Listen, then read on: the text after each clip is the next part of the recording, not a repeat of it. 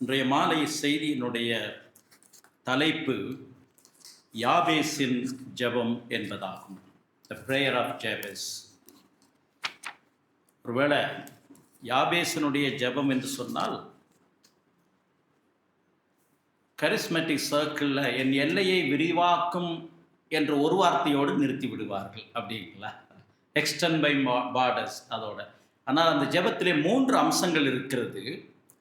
அந்த ஜெபத்தை பார்த்து இந்த தமிழ் கார்னர்ஸ்டோன் பேப்டிஸ்ட் சபையினுடைய தமிழ் ஊழியத்தின் முதல் ஆராதனையினுடைய ஆசீர்வாதத்தையும் நம்முடைய தனிப்பட்ட வாழ்க்கையும் அதோடு இணைத்துக் கொள்வதற்காக அந்த வேத பகுதிக்கு நாம் திருப்போம்.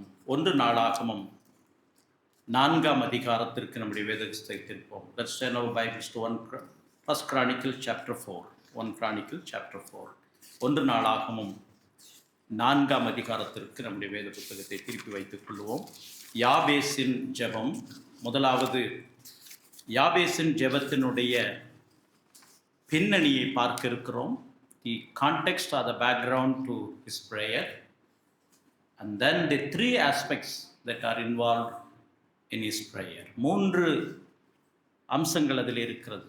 யாபேசினுடைய ஜெபம் என்று சொன்னாலே என் எல்லையை விரிவாக்கும் என்று பொருளாதார அடிப்படையிலே பிரசங்கம் பண்ண ஆரம்பித்து விடுவார்கள். என் எல்லையை விரிவாக்கும் என்றால் ஒரு காருக்கு ஆண்டவர் எனக்கு 2 காரை கொடுக்க வேண்டும், ஒரு வீடு என்றால் 2 வீடு கொடுக்க வேண்டும் என்று அதை சுருக்கி அந்த தலைப்பையே சுருக்கி விடுகிறார்கள். இந்த தலைப்பு கொஞ்சம் பிராடானது. அதில் 3 அம்சங்கள் இருக்கிறது. அந்த அம்சத்தை நாம் கவனித்தால் தெரியும். 1 நாளாகமம் 4ஆம் அதிகாரத்திலே என்னை ஆசீர்வதித்து 10ஆம் வசனம், என் எல்லையை பெரிதாக்கி உமது கரம் என்னோடு இருந்து தீங்கு என்னை துக்கப்படுத்தாதபடி எனக்கு விலக்கி காத்தருளும் என்று வேண்டிக் கொண்டான். 3 அம்சங்கள் அதில் இருக்கிறது. எல்லையை விரிவாக்க வேண்டும் என்பது ஒன்று, அதோடு தொடர்புடையது உமது கரம் என்னோடு இருக்க வேண்டும், தீங்கு என்னை துக்கப்படுத்தாதபடிக்கு அதற்கு என்னை விலக்கி காக்க வேண்டும் என்று இந்த 3 அம்சங்களும் இந்த ஜெபத்தில் இருக்கிறது. யாபேசினுடைய ஜெபம் நம்முடைய தனிப்பட்ட ஜெபமாக, கார்னர்ஸ்டோன் பேப்டிஸ்ட் சபையினுடைய இந்த ஊழியத்தின் ஜெபமாக இந்த நாளிலும் வருகிற நாட்களிலும் இருக்க தூய தேவ ஆவியானவர் கிருபை செய்ய வேண்டும். வேதத்தின் 2 அல்லது 3 பக்கத்திலே ஒரு பக்கம் ஜெபத்தை நாம் படிக்கிறோம். Every other passage of the scriptures contain a prayer, some sort of prayer. ஆகவே ஜெபம் என்பது விசுவாசியினுடைய வாழ்க்கையிலே சுவாசம் என்று நாம் கருதலாம். நம் ஆண்டவரோடு, ஜீவனுள்ள தேவனோடு, நம்மை சிருஷ்டித்த, நம்மை ஆளுகிற, நம்மை மீட்டெடுத்த, நம்மை நியாயம் விசாரிக்க போகிற, நம்மை அவரோடு சேர்க்க போகிற ஜீவனுள்ள தேவனோடு நாம் கொள்ளுகிற உறவினுடைய சாரம்சம் ஜெபம். விசுவாசியினுடைய வாழ்க்கையிலே ஜெபம் ஒரு அம்சம், ஒரு பகுதி அல்ல, அது ஒரு அம்சமாகவே இருக்கிறது. அதனால தான் வேதத்தில் பழைய ஆதியாகமத்திலிருந்து வெளிப்படுத்தின விசேஷம் வரைக்கும் பல பக்கங்களில் ஆண்டவருடைய பிள்ளைகள், தேவனை ஆராதிக்கிறவர்கள் ஜெபித்ததை, ஆண்டவரோடு பேசினதை நாம் பார்க்கிறோம். மாறி மாறி வாசித்து நாம் கேட்ட சங்கீதத்திலே சங்கீதக்காரன் அதை சொல்லுகிறான். ஜீவனை பார்க்கலும் அது கிருபை நல்லது என்று கடவுளை பார்த்து சொல்லுகிறான். இந்த 1 நாளாகமம் புஸ்தகம் எழுதப்பட்ட காலம் நமக்கு தெரியும். பாபிலோனிய சிறையிருப்பில் இருந்து திரும்பி வந்த யூதர்களுக்கு ஆண்டவருடைய வாக்குத்தத்தம் இன்னும் பொய் போகவில்லை. அவர் சொன்னதை நிறைவேற்றுகிறார். ஆலயம் மறுபடியும் கட்டப்பட போகிறது. தம்முடைய ஜனத்தை ஆண்டவர் விரிவாக்க போகிறார் என்பதை அடையாளப்படுத்துகிற புஸ்தகங்கள் தான் 1 நாளாகமும் 2 நாளாகமும். 1 Chronicle and 2 Chronicle is all about God reminding the remnants, the faithful ones, that he continues to be faithful to his promises. அதை மையமாக வைத்து நாளாகமம் புஸ்தகத்திலே ஒன்று நாளாகமத்திலே முதல் 10 அதிகாரங்கள் அந்த ஆதாமிலிருந்து கிட்டத்தட்ட வரலாற்றை சொல்லுகிறார். முதல் 10 அதிகாரத்திலே அவர்களுடைய genealogy is explained from chapter 1 to 10, chapters 1 to 10.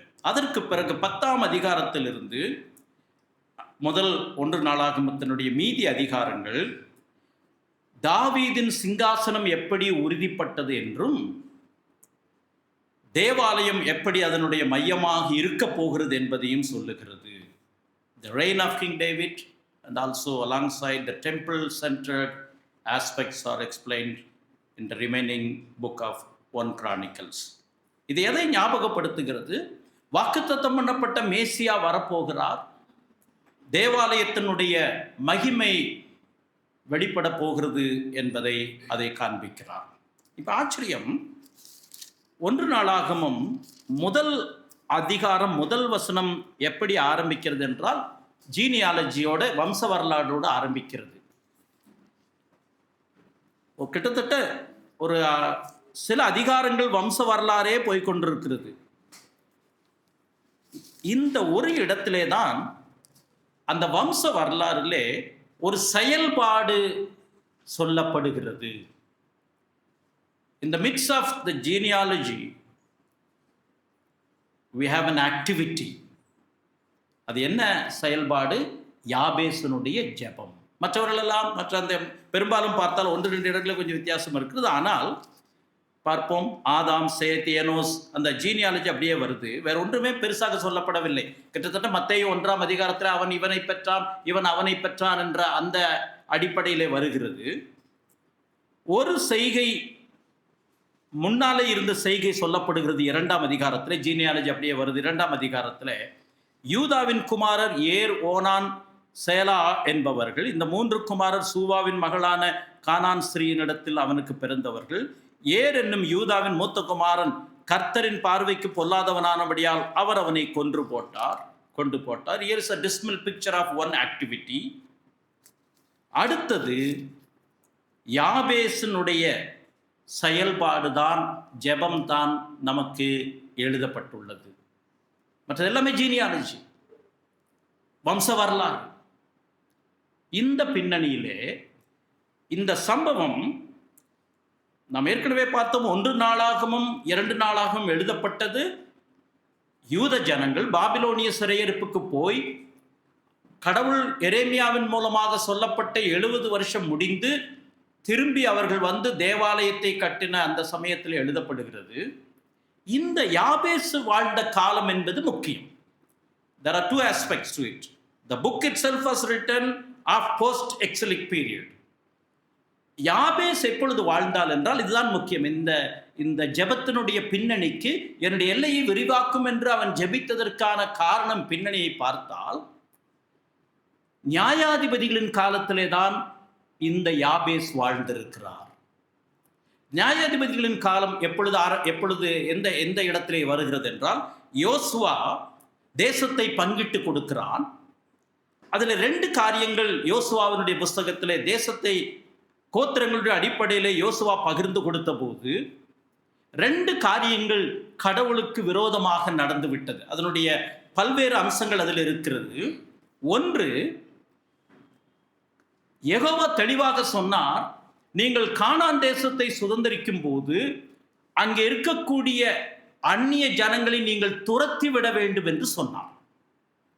சிலர் அதை சிரத்தியாக உண்மையாக செய்தார்கள். சில கோத்திரங்கள் ஒன்று, முழுமையாக அந்நியர்களை அந்த கோத்திரங்கள் துரத்தி விடவில்லை.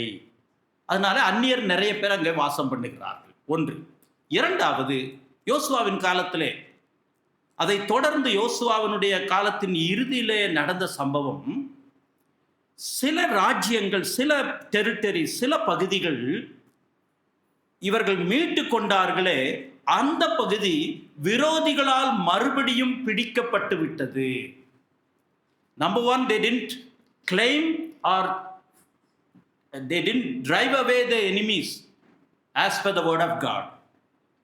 Number two, there were territories that were recaptured by the enemies. ஆகவே அந்த காலகட்டத்தில் யாபேஸ் ஆண்டவரே என்னுடைய எல்லையை விரிவாக்கும் என்று ஜெபிக்கிறான். அப்ப இந்த எல்லையை விரிவாக்க வேண்டும் என்று சொல்லுவது, அந்த தேசத்தை வாக்குத்தத்தம் பண்ணப்பட்ட தேசத்தை யோசுவா பங்கிட்டு கொடுக்கிறார். பங்கிட்டு கொடுக்கும் போது 2 தவறுகள் நடக்கிறது. ஒன்று, முழுமையாக எதிரிகளை இவர்கள் துரத்தவில்லை கடவுளுடைய ஆணைப்படி. சில துரத்தப்பட்ட பகுதிகள் இவர்களுடைய கீழ்ப்படியாமையினாலே மறுபடியும் எதிரிகளால் கைப்பற்றப்பட்டது. இந்த பின்னணியிலே தான் யாபேஸ் இந்த ஜெபத்தை செய்கிறார். அப்ப நாளாகமம் புஸ்தகத்தினுடைய பின்னணி, கடவுளுடைய வாக்குத்தத்தம், மேசியாவினுடைய வருகை, அவருடைய உண்மை, தேவாலயத்தினுடைய நிறைவேறுதல் வரப்போகிறது என்பதை நாளாகமம் 2 புஸ்தகங்கள் எடுத்துரைக்கிறது.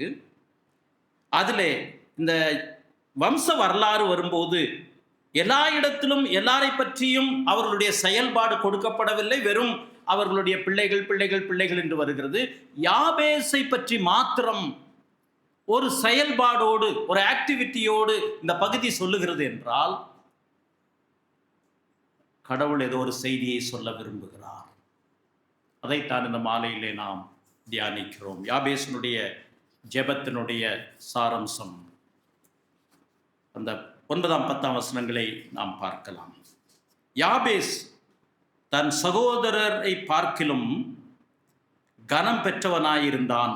வேத வல்லுநர்கள் இதற்கு என்ன காரணம் சொல்லுகிறார்கள் என்றால், இது தேவன் அவனை பற்றி சொன்ன சாட்சி என்பதாகும். அதாவது இந்த சம்பவம் நடந்ததற்கு பிறகு அவன் எப்படி கனம் பெற்றிருக்க முடியும் என்று ஆண்டவர் ஆவியானவர் எழுதி வைத்திருக்கிறார் என்று சொல்லுகிறார்கள். ஏனென்றால் அடுத்த வார்த்தையை பார்க்கிறோம். அவன் தாய், நான் துக்கத்தோடே அவனை பெற்றேன் என்று சொல்லி அவனுக்கு யாபேஸ் என்று பெயரிட்டான். ஒருவேளை யாபேசனுடைய தாய் அவனை துக்கத்திலே பெற்றெடுத்தார் என்று சொல்லும்போது வேத வல்லுநர்கள்,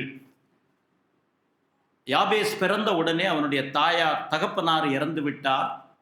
ஆகவே தாய், இவன் பிறக்கும்போது இவன் தகப்பனை இவன் விழுங்கி விட்டான், அவன் தகப்பன் மரித்து விட்டான், நான் வேதனையோடு இவனை வளர்த்த வேண்டும், நம்பிக்கை இல்லாத உலகத்திலே நான் எப்படி இந்த பிள்ளையை வளர்ப்பேன் என்ற துக்கத்தோடு யாபேஸ் என்கிற பெயரை சூட்டியிருப்பார் என்று சொல்லுகிறார்கள். எப்படி எனினும் நான் துக்கத்தோடு இவனை பெற்றேன் என்று சொல்லுகிறாள். முதல் முறையாக வேதத்திலே பெத்லகேம் என்கிற வார்த்தை வருகிற இடம் கொஞ்சம் இன்ட்ரெஸ்டிங்கானது. பெத்லகேம் என்பது அப்பத்தின் வீடு என்பது நமக்கு தெரியும்.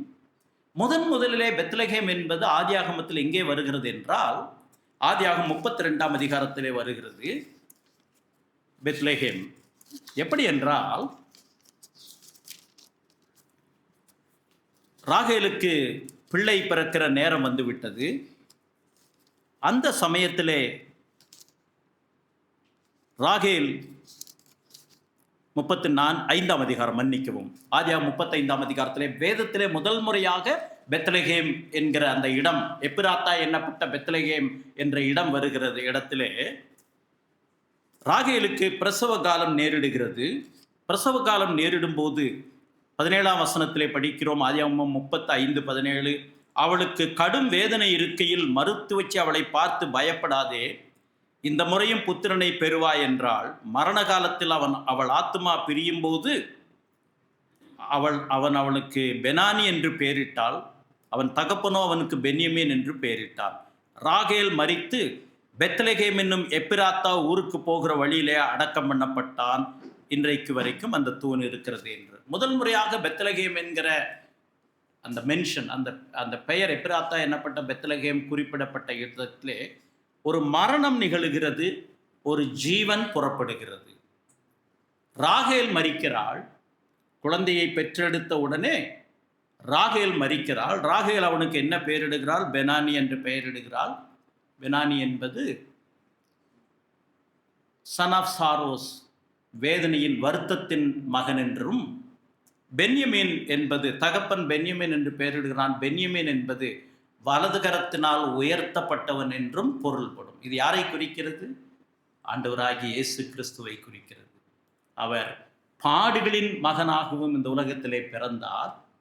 அப்போஸ்தலர் நடவடிக்கைகளிலே ஆதி திருச்சபையினுடைய பிரசங்கத்தின் மையத்திலே பயன்படுத்தப்பட்ட வார்த்தை, கிறிஸ்துவுக்கு பயன்படுத்தப்பட்ட வார்த்தை, திரும்ப திரும்ப அப்போஸ்தலர்கள் ஆண்டவருடைய உயிர்த்தெழுதலை தரிசித்த போது சொன்ன வார்த்தை, தேவனுடைய வலது கரத்தினால் அவர் உயர்த்தப்பட்டார் என்று சொல்லுகிறார்கள். அப்ப இந்த சம்பவம், யாபேஸ் பிறக்கும்போது வேதனையின் மத்தியிலே அவனுடைய தாய் இந்த வார்த்தையை சொல்லி அவனுக்கு பெயர் வைக்கிறான். அப்போ அவனை பார்த்த உடனே, பேரை பார்த்த உடனே, இதப்பா நம்ம வழக்கத்தில் சொல்லுவோம் இல்லைங்களா, இவன் மூஞ்சிலி இவன் பேர்லேயே சாபம் இருக்குது, இவன் கூட எவனாவது சேருவானான்னு சொல்லுவாங்க இல்லைங்களா. சிலர் முகத்தை பார்த்தா நம்ம சொல்லுவோம், ஓ இந்த ஆள் கூட பேசுகிறதே கொஞ்சம் கஷ்டமாக இருக்குது. நாங்கள் சில சமயத்தில் YFCயில் சொல்லுவோம், சிலர் ஆட்டில் பார்த்தாவே ஸ்டமக் அப்செட் ஆகுதுன்னு சொல்லுவோம். அந்த மாதிரி சில கேரக்டர்லாம் இருக்கிறாங்க. இந்த யாபேசுடைய பெயரிலேயே சாபம் ஒட்டி கொண்டிருக்கிறது. ஏன் வேதம் இதை ஒரு கட்டத்தில் வலியுறுத்துகிறது என்றால், ஏதேன் தோட்டத்திலே வந்த சாபம் இன்னும் முடியவில்லை. கடவுள் இரக்கம் பாராட்டுகிறார், மன்னிக்கிறார், தமது தயவை கட்டளையிட்டு கொண்டு வருகிறார், தமக்கென்று ஜனங்களை தெரிந்தெடுக்கிறார், ஆசீர்வாதத்தின் கருவிகளாக மாற்றுகிறார். எனினும் சாபத்தினுடைய தாக்கம் இன்னும் மாறவில்லை. ஆதியிலே ஏதேன் தோட்டத்தில் நீ இந்த கனியை புசிக்கும் நாளிலே சாகவே சாவாய் என்றார். ஆதாம், in death you will die, அதான் மூல பாஷையிலே வருகிறது, மரணத்தில் நீ மரணிப்பாய். யெகோவா தேடி வருகிறார், ஆண்டவர் தேடி வந்து, ஆதாமே நீ எங்கே இருக்கிறாய் என்று கேட்கிறார். ஒளிந்து கொண்டேன் என்று சொன்னான். உன் நிமித்தம் பூமி சபிக்கப்பட்டிருக்கும் என்று சொன்னார். ஆதாமை சபிக்கவில்லை, சர்ப்பத்தை சபித்தார். நீ சபிக்கப்பட்டிருப்பாய், நீ ஜீவனுள்ள மட்டும் மண்ணிலே நகர்ந்து திரிவாய், நீ சபிக்கப்பட்டிருப்பாய் என்று சர்ப்பத்தை பார்த்து சொன்ன தேவன் ஆதாமை பார்த்து நீ சபிக்கப்பட்டிருவாய் என்று சொல்லவில்லை. அப்படி இருந்தால் ரட்சிப்பு இருந்திருக்காது. இந்த மாலையிலே இந்த இடத்திலே நாம் கூடியிருக்க முடியாது. உன் நிமித்தம் பூமி சபிக்கப்பட்டிருக்கும் என்று சொன்னார். ஆகவேதான் ஆதாமை பவுல் எபிரேய ஆக்கியோன் சொல்லுகிறார், ஆபிரகாமுடைய சந்ததிக்கு உதவியாக கை கொடாமல் ஆபிரகாமுடைய சந்ததிக்கு உதவியாக கை கொடுக்கிறார், பிசாசுக்கு பாவ மன்னிப்பு கிடையாது என்பது நமக்கு தெரியும். ஆதாமை சபிக்கவில்லை, ஆதாமை நிமித்தம் பூமி சபிக்கப்பட்டது. இந்த பின்னணியிலே யாபேசனுடைய ஜெபத்தின் 3 அம்சங்களை நாம் பார்க்கலாம். 10ஆம் வசனம், 1 நாளாகமம் 4:10. யாபேஸ் இஸ்ரவேலின் தேவனை நோக்கி, இஸ்ரவேலின் தேவன் என்று சொன்னது, இந்த இடத்துல யாபேஸ் வாழ்ந்த காலம் நமக்கு தெரியும். அவர் வாழ்ந்த காலம் நியாயாதிபதிகளின் காலம். அதற்கு முன்பாக இஸ்ரவேலின் தேவன் என்று சொல்லுவது 2 முக்கியமான அம்சங்களை உள்ளடக்கிய வார்த்தை தான் இஸ்ரவேலின் தேவன். ஒன்று, எகிப்தின் அடிமைத்தனத்திலிருந்து ஓங்கிய புயத்தினாலும் பலத்த கரத்தினாலும் மீட்டெடுத்த கடவுள் யார்? இஸ்ரவேலின் தேவன். ஒன்று. இரண்டாவது, ரொம்ப ஆச்சரியங்க, 10 கற்பனைகளை கொடுக்கும் போது யெகோவா சொன்ன வார்த்தை, உன்னை அடிமைத்தன வீடாகிய எகிப்திலிருந்து புறப்பட பண்ணின உன் தேவனாகிய கர்த்தர் சொல்லுகிறார் என்று சொல்லுகிறார். 10 கற்பனைகளை கொடுக்கிறார். இன்ட்ரோடக்ஷன் என்னங்க? உன்னை அடிமைத்தன வீடாகிய எகிப்திலிருந்து புறப்பட பண்ணின உன் தேவனாகிய கர்த்தர். 10 கற்பனை கொடுக்கிறார். இந்த 10 கற்பனைகளும் நாம் அடிமைத்தனத்திற்கு உட்படாதபடி நம்மை விடுவிக்கக்கூடிய கற்பனைகள். The 10 commandments are so designed for us to not to be enslaved again in sin and in curse. அடிமைத்தன வீட்டிலிருந்து மீட்டெடுத்த கர்த்தர் சொல்றார். ஆயாத்திராம் 20 அப்படித்தான் ஆரம்பிக்குது இல்லைங்களா? உன்னை மீட்டெடுத்த, அடிமைத்தனத்திலிருந்து மீட்டெடுத்த உன் தேவனாகிய கர்த்தர் சொல்லுகிறதாவது, என்னையன்றி உனக்கு வேறே தேவர்கள் வேண்டாம். மறுபடியும் நீ அடிமைப்பட வேண்டாம், அடிமை நுகத்திற்கு உட்பட வேண்டாம். விடுவிக்கப்பட்ட ஜனம், மகிழ்ச்சியின் ஜனம், தேவனுடைய மகிமையை மண்பாண்டத்தில் பெற்று நடமாடுகிற ஆலயமாக சித்தரிக்கப்பட்ட ஜனம். அடிமைப்பட வேண்டாம். இந்த 10 கற்பனைகளும் பாரமாய் இருக்கிறது என்று பல காலகட்டத்திலே சொல்லுகிறதை பார்க்கிறோம். இயேசு கிறிஸ்துவனிடத்தில் ஒரு மனிதன் வந்து 10 கற்பனை இருக்கிறது, ரொம்ப கடினம், இப்படி வளையுது, அப்படி வளையுது, இங்க போனா இங்க இடிக்குது, 10 கற்பனையும் பெரிய பாடா இருக்குது, என்ன இதுக்கு ஏதாவது எனக்கு வழி சொல்லுங்கள் என்று சொல்லும் போது ஆண்டவர் சொன்னார், உன் தேவனாகிய கர்த்தரிடத்தில் முழு இருதயத்தோடு, முழு ஆத்மாவோடு, முழு மனதோடு, முழு பலத்தோடும் அன்பு கூறுவாயாக. உன்னிடத்தில் நீ அன்பு கூறுவது போல பெருனிடத்திலும் அன்பு கூறுவாயாக. இந்த 2 கற்பனைகளிலே நியாயப்பிரமாணம் முழுவதும் அடங்கி இருக்கிறது என்று சொன்னார். அன்பு அடிமைப்படுத்துவது கிடையாது, விடுவிக்கிறது. ஜீவனுள்ள தேவன் பேரிலே நம்முடைய அன்பு முழு இருதயத்தோடு, முழு ஆத்மாவோடு, முழு பலத்தோடு அவரை நேசிக்கிற அன்பு. மற்ற வெர்டிக்கல் ரிலேஷன்ஷிப், ஹரிசாண்டல், தேவனோடு நேர்கிடை உறவு, அதனுடைய அடிப்படையிலே கிடைமட்ட உறவு. இந்த 2ம் 10 கற்பனைகளின் சுருக்கமாக நாம் பல பகுதிகளிலே வேதத்தில் அதை நாம் படிக்கும்போது அடிமைத்தனத்தை நோக்கி அல்ல, விடுதலையினுடைய ஆசீர்வாதமாக சொல்லப்படுகிறது. நாம் சாபத்தில் இருந்து விடுதலையாக்கப்பட்டவர்கள், மீட்கப்பட்ட கூட்டம். கிறிஸ்துவின் இரத்தத்தினாலே, அவருடைய கல்வாரி மரணம் உயிர்ச்செழுதலின் வல்லமையினாலே தேவனுக்கு சொந்த ஜனமாக, அவருக்கு பிரியமானவர்களாக, அவருடைய அன்பை ருசிக்கக்கூடியவர்களாக நாம் அழைக்கப்பட்டிருக்கிறோம். அநேக சமயத்திலே நாம் அதை மறந்து போகிறோம்.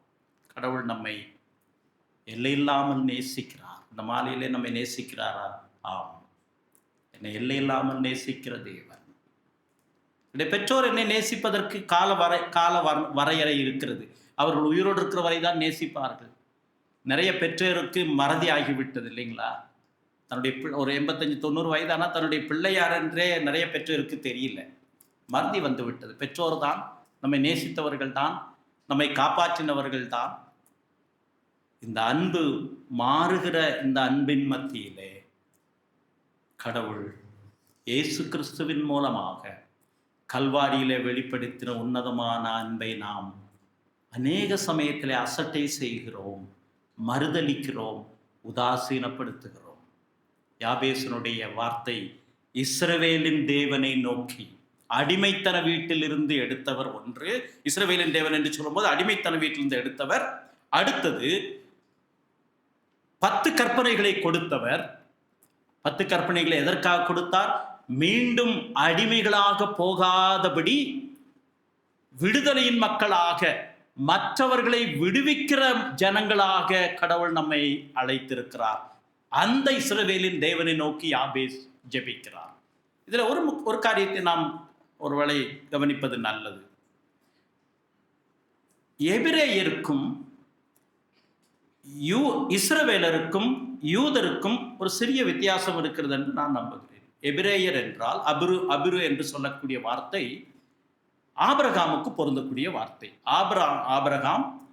ஆபிராமாக இருந்தவன் கல்தேயர், மெசபத்தோமியா ஊர் என்கிற கல்தேயர் தேசத்திலே அந்நிய தெய்வங்களை வணங்கி வந்தவனை திடீரென்று யெகோவா கூப்பிடுகிறார். நீ உன் தேசத்தையும் உன் இனத்தையும் உன் நாட்டையும் விட்டு புறப்பட்டு நான் உனக்கு காண்பிக்கும் தேசத்துக்கு வா என்று சொன்னார். அனுப்போ என்று சொன்னார்.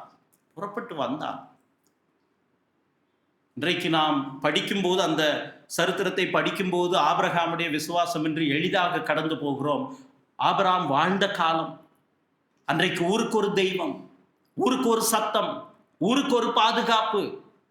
அந்த இடத்திலே ஏக தேவன், சர்வ வல்லமையுள்ள ஒரே தேவன், மெசபத்தோமியாவுக்கும் அவர்தான் தேவன். ஆரானிலே வந்து சற்று காலம் தங்கியிருந்தான். அதே சத்தம், அதே தேவன், அதே அழைப்பு கொடுக்கப்படுகிறது. புறப்பட்டு போகிறான். அந்த சத்தத்தை கேட்டு ஆபிரகாமாக புறப்பட்டு வருகிறான். ஆபிராம் எபிரேயன். அபிரு என்று சொன்னால் அக்கறைப்பட்டவன், அடுத்த கரையில் இருந்து வந்தவன் என்பது பொருள். ஈசாக்கு எபிரேயன், ஆபிராம் வழியிலே சொல்லலாம். ஆனால் யாக்கோபு இஸ்ரவேலாக மாறினதற்கு பிறகு இஸ்ரவேல் கோத்திரத்தினுடைய அடையாளம் வருகிறது. 12 கோத்திரம் வருகிறது. அப்போ ஓரளவிற்கு ஈசாக்கு இஸ்ரவேலன் அல்ல. ஏனென்றால் ஈசாக்கு எபிரேயன். ஆபிரகாமிடத்திலிருந்து வந்தவன் ஈசாக்கு. ஈசாக்கு எபிரேயன் என்று சொல்லலாம். யாக்கோபு அவன் தொடை சந்தையை கடவுள் தொட்டார். அவன் வாழ்நாள் முழுவதும் நொண்டி நொண்டி நடந்தான். கர்த்தரையே சார வேண்டிய நிலைமை. அநேக சமயத்தில் ஆண்டவர் நம்முடைய வாழ்க்கையில பலவீனத்தை அனுமதிக்கும் போது நாம் கடவுளையே சார்ந்து கொள்ள அது உதவியாக இருக்கிறது. நம்முடைய போக்கிலே கடவுள் நம்மை விடுவார் என்று சொன்னால் நாம் நம்முடைய பாவ சுவாபத்தினாலே, வீழ்ச்சி அடைந்த சுவாபத்தினாலே கடவுளுடைய மகத்துவத்தை அசட்டை செய்வதற்கு வாய்ப்பு இருக்கிறது. அதனாலே பவுல் சொல்லுகிறார், என்னுடைய பலவீனங்களை குறித்து நான் பெருமை பாராட்டுகிறேன். அப்படி என்றால் தேவனுடைய பலன் என்னிடத்திலே பரிபூர்ணமாக விளங்கும். ஆபிரகாம், ஈசாக்கு எபிரேயர்கள், யாக்கோபு இஸ்ரவேலாக மாறுகிறான். இஸ்ரவேலினுடைய 12 கோத்திரங்கள் வருகிறது. அதிலே ஒரு கோத்திரம் யூதா கோத்திரம். அந்த கோத்திரத்தினுடைய வம்சம் ஓரளவிற்கு நேரடியாக யூதர்கள் என்று சொல்லலாம். எல்லாரையும் யூதர்கள் என்று அடையாளப்படுத்தினாலும் அதை சொல்லலாம். யாபேஸ் இஸ்ரவேலின் தேவனை நோக்கி அவன் ஜெபிக்கிற வார்த்தைகளை பார்க்கிறோம்.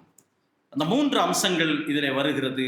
அதை நாம் பார்க்கலாம். முதலாவது, அவன் இஸ்ரவேலின் தேவனை நோக்கி, தேவரீர் என்னை ஆசீர்வதித்து, அந்த ஆசீர்வாதம் என்பது பொதுவான அந்த டெர்மினாலஜி, என்னை ஆசீர்வதித்து. இந்த பிளஸ்ஸிங் என்கிற வார்த்தை ப்ளீடிங் என்கிற அந்த மூல அர்த்தத்திலிருந்து வருகிறது. ப்ளீடிங், பிளஸ்ஸிங் என்ற வார்த்தை. இன்றைக்கு ஆசீர்வாதம் என்பது கிறிஸ்தவர்கள் மத்தியிலே ஒரு உருட்டப்படுகிறது. ஆசீர்வாதம் என்பது காண்கிறதை அடையாளப்படுத்துகிறது. காண்கிறது அனித்தியமானது, காணாததுதான் நித்தியம்.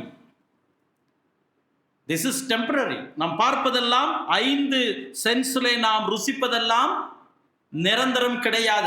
அது பின்னாக வந்ததுதான். முன்பாக இருந்தது காணாதது. பவுல் அதை சொல்லுகிறார். காணாதவைகள் நித்தியமானவைகள், காணப்படுகிறவைகளோ அனித்தியமானவைகள். ஆசீர்வாதமாய் இருப்பாய் என்ற அந்த ஒரு நாணயத்தினுடைய 2 பகுதி போல, நான் உன்னை ஆசீர்வதிப்பேன், நீ ஆசீர்வாதமாய் இருப்பாய். அந்த ஆசீர்வாதத்தின் 3 வடிகால்களை அவன் சொல்லுகிறான். ஒன்று, என் எல்லையை விரிவாக்கி, என்னுடைய எல்லையை பெரிதாக்கி. எதை அவன் யாபேஸ் சொல்லுகிறான் என்றால், கடவுளுடைய வாக்குத்தத்தத்தை அவன் சுதந்தரிக்கிறான். He claims the promises of God. My territory will be expanded. I will be enlarged. ஆண்டவர் இஸ்ரவேல் ஜனங்களுக்கு கொடுத்த வாக்குத்தத்தத்தை அவன் பெற்றான். ஏற்கனவே நம்ம பார்த்தோம், பேக்ரவுண்ட் என்ன பார்த்தோம்? நியாயாதிபதிகளின் காலத்தில் அந்நிய ஜனங்களை துரத்தி விட்டு கானான் முழுவதையும் சுதந்திரிக்க கடவுள் யெகோவா கட்டளையிட்டார். அதிலே அவர்கள் தோற்று போனார்கள்.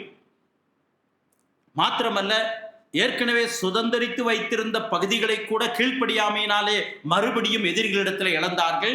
அதனுடைய விளைவுதான் நியாயாதிபதிகளின் புஸ்தகம். The entire book of Judges is all about the implication of the disobedience. நியாயாதிபதிகளின் காலத்தில் எப்படி ஜனங்கள் வாழ்ந்தார்கள்? அவனவன் தன் மனதின்படியே வாழ்ந்து கொண்டு வந்தான். ஏன்? they lost the territory. அவர்கள் எல்லையை அவர்கள் விட்டு கொடுத்து விட்டார்கள், இழந்து விட்டார்கள். தேவனுடைய வாக்குத்தத்தத்தை அவர்கள் இழந்து விட்டார்கள். இப்படி இந்த எல்லையை அவர்கள் இழந்தபடியினாலே, தேவன் வரையறுத்த அந்த பவுண்டரி, அந்த எல்லையை அவர்கள் தவற விட்டு விட்டபடியினாலே அவனவன் தன் இஷ்டம் போல வாழ ஆரம்பிக்கிறான். அது நியாயாதிபதிகளின் புஸ்தகத்தினுடைய காலம். அந்த காலகட்டத்தோடு தொடர்புடைய யாபேஸ் சொல்லுகிறார், என் எல்லையை ஆண்டவர் பெரிதாக்க வேண்டும். அவருடைய தரிசனம், கர்த்தர் கொடுத்த வாக்குத்தத்தம், அதை நான் நிறைவேற்ற வேண்டும், அதை ஆண்டவரிடத்திலே கெஞ்சுகிறேன் என்று சொல்லுகிறார். கார்னர்ஸ்டோன் பேப்டிஸ்ட் சபைக்கு ஆண்டவர் கொடுத்த தரிசனம். ஆரம்ப காலகட்டங்களிலே ஒருவேளை பாஸ்டர் மாமாவும் இந்த ஊழியத்தை ஆரம்பிக்கும் போது இப்படிப்பட்ட ஆசீர்வாதங்களை யோசித்திருப்பார்களா என்று தெரியாது. இருந்தபோதும் கர்த்தருடைய வாக்குத்தத்தத்தை விசுவாசித்திருப்பார்கள் என்பது நிச்சயம். இது ஆண்டவருடைய ஊழியம். இது கர்த்தர் கொடுக்கிற தரிசனம். இது அவருடைய கால நிர்ணயத்திற்குட்பட்டது.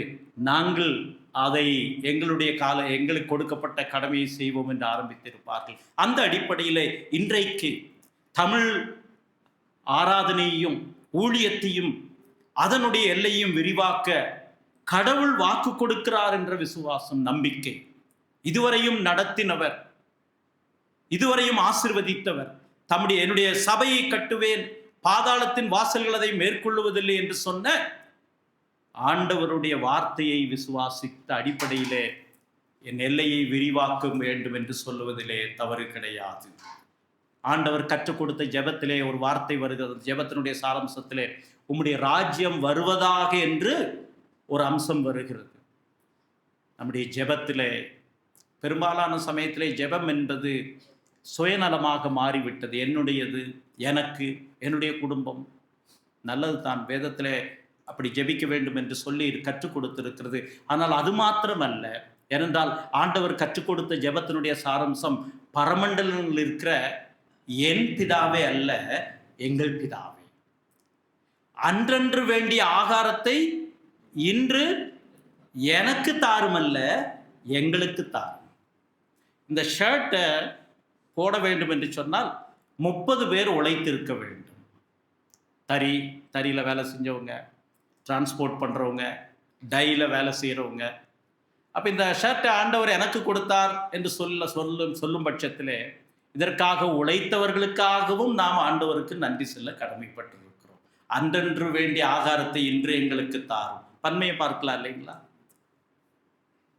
கர்த்தருடைய ஜெபம், அந்த தரிசனம், யாபேசினுடைய ஜெபம். ஆண்டவரே, நீர் கொடுத்த வாக்கு தத்தம், அதில் எங்கள் ஜனங்கள் தோற்று போனார்கள், எங்களுடைய மூதாதையர்கள் தோற்று போனார்கள். நிறைய பகுதிகளை அவர்கள் முழுமையாக நீர் சொன்னபடி மீட்கவில்லை.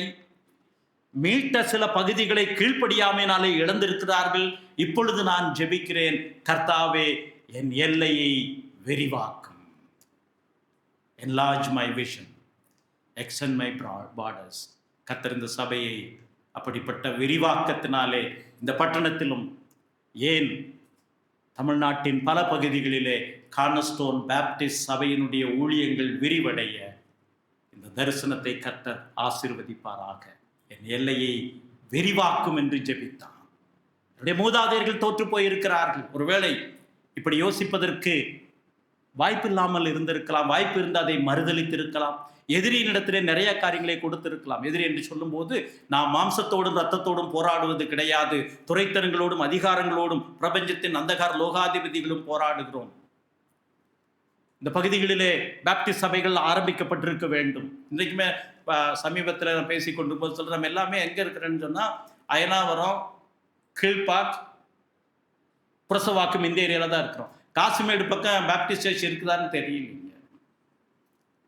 எல்லையை விரிவாக்க அந்த தரிசனம் இருக்கிற மாதிரி தெரியல. எங்கே நாம் கம்ஃபர்டபுளாக இருக்கிறோமோ, வசதியாக இருக்கிறோமோ, அங்கேயே நாம் ஊழியம் செய்யலாம் என்று நினைப்பது. அப்படி மிஷனரிகள் நினைத்திருந்தால் நம்முடைய பகுதிகளிலே வந்து அவர்கள் ஊழியம் செய்திருக்க முடியாது. யாபேஸ் ஜெபிக்கிறான், ஆண்டவரே என்னுடைய எல்லையை விரிவாக்கும். இரண்டாவது, யாபேசுடைய ஜெபத்திலே நாம் பார்ப்பது, உமது கரம் என்னோடு இருக்க வேண்டும்.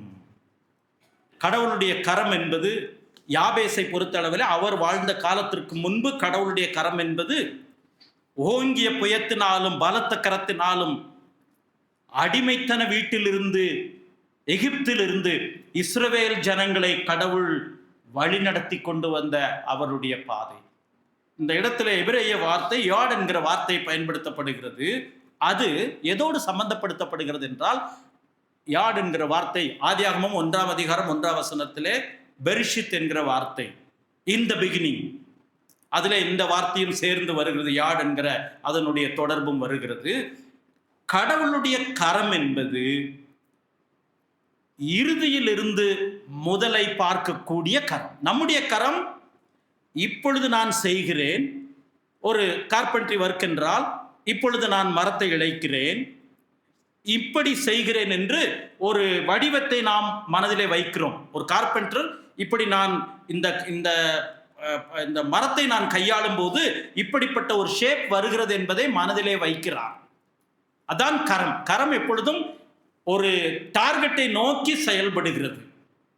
ஒருவேளை அந்த வேலையை செய்யும் போது பல இடர்பாடுகள் வரலாம், அந்த வேலையை முடிக்காமல் கூட போகலாம், பணத்தட்டுப்பாடு ஏற்படலாம்.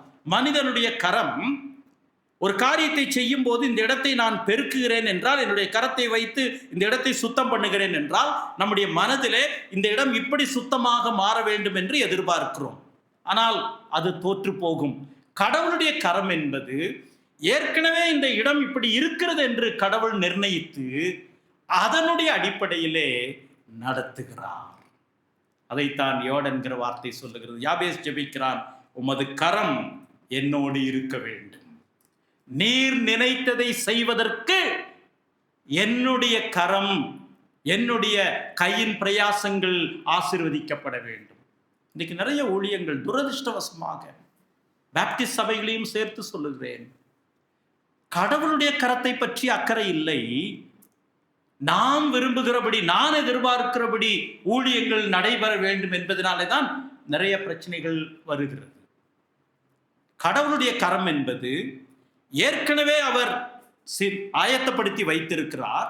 அவர் ஆயத்தப்படுத்தி வைத்திருக்கிற அந்த வடிவத்திற்கு ஏற்றபடி நம்முடைய கரங்களை, நம்முடைய செயல்பாடுகளை கடவுள் வழி நடத்துகிறார்.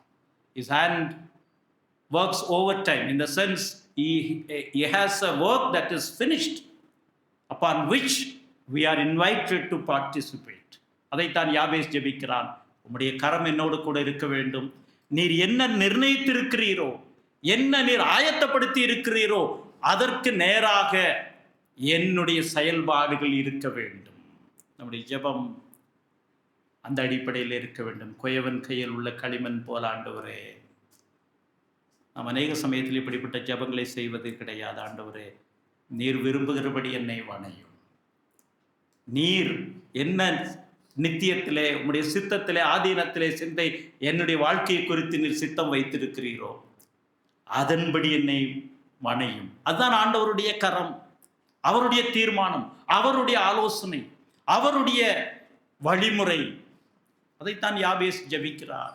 நம்முடைய தனிப்பட்ட வாழ்க்கையிலும் சரி, நம்முடைய குடும்ப வாழ்க்கையிலும் சரி, சபையாக நம்முடைய ஐக்கியத்திலும் ஈடுபாடுகளிலும் யாபேஸ் ஜெபித்ததை போல, கர்த்தாவே நீர் என்ன ஆயத்தப்படுத்தி கரத்தினாலே வைத்திருக்கிறீரோ அதற்கேற்றபடி வணையும் என்று ஒப்பு கொடுக்கும் போது இந்த ஆலயத்தை, இந்த சபையை கர்த்தர் விரிவுபடுத்துவார், ஆசீர்வதிப்பார் என்பதிலே சந்தேகம் கிடையாது. மூன்றாவது, இறுதியாக அவன் கேட்கிறான், தீங்கு என்னை துக்கப்படுத்தாதபடிக்கு அதற்கு என்னை விலக்கி காத்தருளும் என்றான்.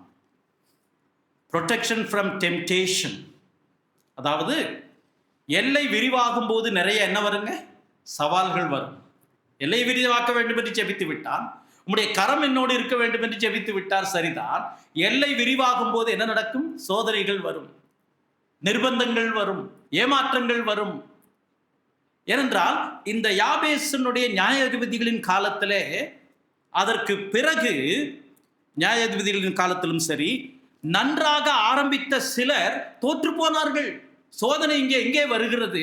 நிறைய பேர், கலாத்து சபைக்கு பவுல் சொல்லுகிறார், நன்றாய் நீங்கள் ஆரம்பித்தீர்களே, எங்கே போனீர்கள்? ஆவியிலே ஆரம்பித்தீர்கள், அருமையாக இருந்தது, பார்ப்பதற்கு ரம்யமாக இருந்தது, ஒரு பெரிய எதிர்பார்ப்பு இருந்தது, எங்கே போனீர்கள்? எங்கே வழிவிலகி போனீர்கள்? கிறிஸ்துவனுடைய சுவிசேஷத்தை விட்டு சீக்கிரமாய் விலகி போனதை குறித்து நான் ஆச்சரியப்படுகிறேன், கிருபையை விட்டு நீங்கள் விலகினதை குறித்து ஆச்சரியப்படுகிறேன் என்று பவுல் எழுதுகிறார். யாபேசனுடைய ஜெபம், ஆண்டவரே தீங்கு என்னை துக்கப்படுத்தாதபடிக்கு, அவருடைய பெயரே துக்கங்க ஏற்கனவே, என் பேருக்கு எனக்கு சம்பந்தம் இல்லாமல் மாற்றி விடும் ஆண்டவரே, தீங்குக்கும் எனக்கும் சம்பந்தம் இல்லாமல் தீங்குக்கு விலக்கி துக்கப்படுத்தாதபடிக்கு அதற்கு என்னை விலக்கி காத்தரலும். பரமண்டல ஜெபத்திலே அதை நாம் பார்க்கிறோம், தீமை நின்று எங்களை ரட்சித்துக் கொள்ளும் கர்த்தாவே.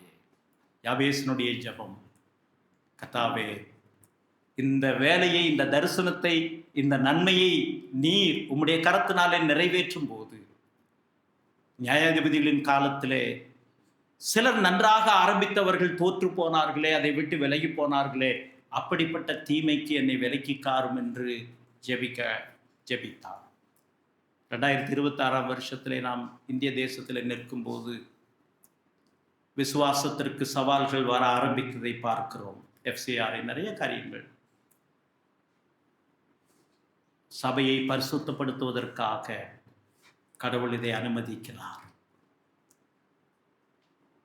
சபை சரித்திரத்திலே சொல்லப்படுகிறது, persecution purifies the church. Simple. இப்படிப்பட்ட சவால்கள் தான் சபையை பரிசுத்தப்படுத்துகிறது. நம்முடைய சபைகள், கார்னர்ஸ்டோன் பேப்டிஸ்ட் சபை இதுவரை சத்தியத்திற்காக ஆங்கில சபை நின்று வருகிறது. அதற்காக கடவுளுக்கு ஸ்தோத்திரம். இந்த தமிழ் சபையும் இந்த ஊழிய முயற்சியும் யாபேசனுடைய ஜெபத்தை போல, ஆண்டவரே தீங்கு துக்கப்படுத்தாதபடிக்கு அதற்கு என்னை விலக்கி காட்டருளும் என்று ஜெபித்தான். அடுத்த வார்த்தை அருமையாக முடிகிறது. வசனம் 10, அவன் வேண்டிக் கொண்டதை தேவன் அருளினார். God has granted the request of Jabez. கர்த்தர் அவருடைய ஜெபத்தை கேட்டார், அவனை ஆசீர்வதித்தார். பெரிய அளவிலே யாபேசை பற்றி பின்பு ஒன்றும் இல்லாவிட்டாலும் அவருடைய காலத்திலே கர்த்தர் அந்த தரிசனத்தை அங்கீகரித்தார். கார்னர்ஸ்டோன் பேப்டிஸ்ட் சபையினுடைய தமிழ் ஊழியம் ஆராதனைகள் ஆங்கில சபையினுடைய வளர்ச்சியைப் போலவும் ஆவிக்குரிய நன்மையைப் போலவும் தொடர்ந்து பெருக தேவன் தாமே வழிநடத்தி ஆசீர்வதிப்பாராக. எங்களுடைய குடும்பத்தினுடைய ஜெபத்தை இந்த ஐக்கியத்திற்காக நாங்கள் செலவிடுவோம் என்று வாக்கு கொடுத்து இயேசு கிறிஸ்துவின் நாமத்திலே வாழ்த்தி மகிழ்ச்சி அடைகிறேன். கர்த்தர் நம்மை ஆசீர்வதிப்பாராக.